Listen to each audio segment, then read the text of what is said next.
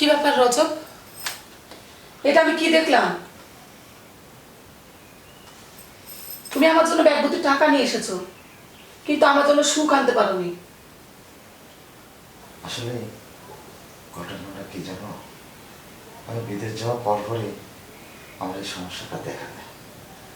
আমি বিদেশে অনেক চিকিৎসা করেছি, অনেক ডাক্তার দেখিয়েছি, তারপরে না এই গ্রামে এসেও আমি তোমাকে না জানিয়ে অনেক ডাক্তার দেখিয়েছি, কিন্তু তাতে কোনো লাভ হয়নি।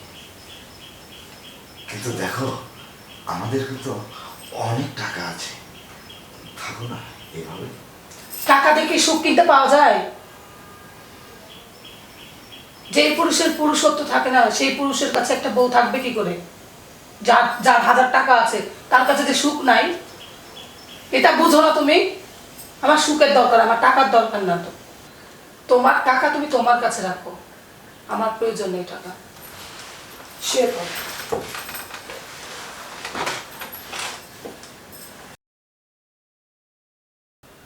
না না, আমাকে কিছু একটা করতেই হবে, কিন্তু কি করব? কোনো কিছু তো করতে আমি বাদ রাখিনি।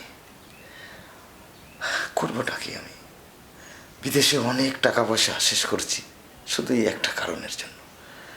দেশে এসে হচ্ছে অনেক টাকা ব্যয় করলাম, আমার বোধ হয় শেষ পর্যন্ত সংসারটা আর টিকে না। আমি বোধ হয় শেষ পর্যন্ত এই সংসারের কাছে আমি হেরে যাব। কি করব আমি? আল্লাহ, তুমি আমাকে একটা পথ দেখিয়ে দাও, যাতে আমার এই সংসারটা টিকে।